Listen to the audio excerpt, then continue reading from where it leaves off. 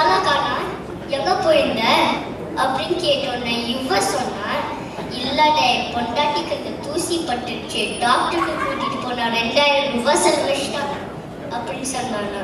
அதுக்கு இவ சொன்னா, ஓ பொண்டாட்டிக்கு அந்த தூசி தான் பட்டுச்சு, ஏ பொண்டாட்டிக்கு அந்த வாஷிங் மிஷின் பட்டுச்சு, 20,000 ரூபாய் செலவழிச்சிட்டாங்க அப்படின்னு சொன்னாங்க.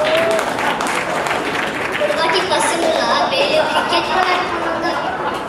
ஆர்ப்பத்திலே காய்கறி விற்கிற பையனை கூட்டிட்டு அது காய்கறி பையன் ஃபீல்டரை நின்றுட்டு கேம் என்கரேஜ் பண்ணணும்னு இந்த மாதிரி கத்துனா, பவுலிங்கே பவுலிங்கே பவுலிங்கே பவுலிங்கே அப்படி கத்துனானா.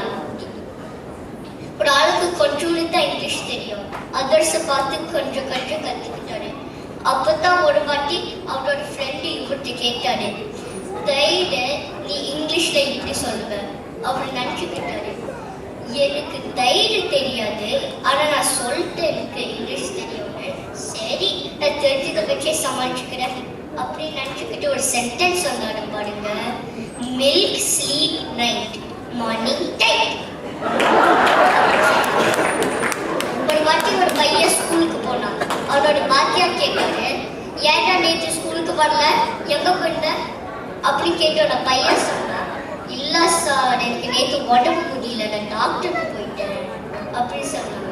அதுக்கு வாத்தியார் சொன்னாரு, நிறைய வாட்டி சொல்லியிருக்கேன்ல, நீ டாக்டருக்கு போனேன்னா நீ டாக்டர் சர்டிபிகேட் எடுத்துட்டு வரணும்னு, எங்க இருக்கு டாக்டர் சர்டிபிகேட் அப்படின்னு கேட்டோன்னு அந்த பையன் சொன்னா, அட போங்க சார் நிறைய வாட்டி கேட்டு பார்த்துட்டேன், அவர் கஷ்டப்பட்டு படிச்சு வாங்கிருக்காமா கொடுக்க மாட்டேன் சார்.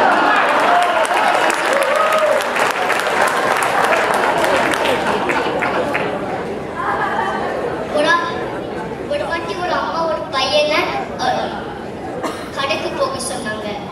அந்த பையன் கேட்டா, ஏமா நான் தான் போகணும், வேற யாராவது போலாம்ல அப்படின்னு கேட்டோன்னு அந்த அம்மா சொன்னாங்க, இல்லப்பா நீ தானே வீட்டுல கடை குட்டி, நீ போயிட்டு வா அப்படின்னு சொன்னாங்க. ஒரு வாட்டி ஒரு பையன் குடிச்சு தலை நிமிராம புக்கு படிச்சுட்டு இருந்தான். அவனோட அப்பா கேட்டாரு, என்ன புக்கு தான் படிச்சுட்டு இருக்க?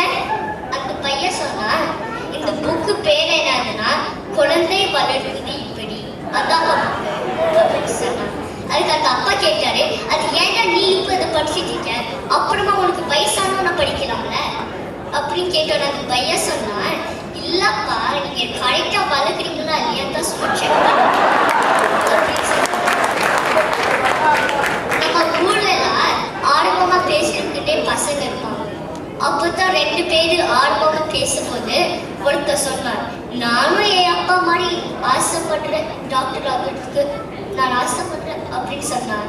அதுக்கு இவ சொன்னா, அப்பா டாக்டரா அப்படின்னு கேட்டோன்னே இவ சொன்னா, சீச்சி அவ்வளோ ஆசைப்பட்டாரு.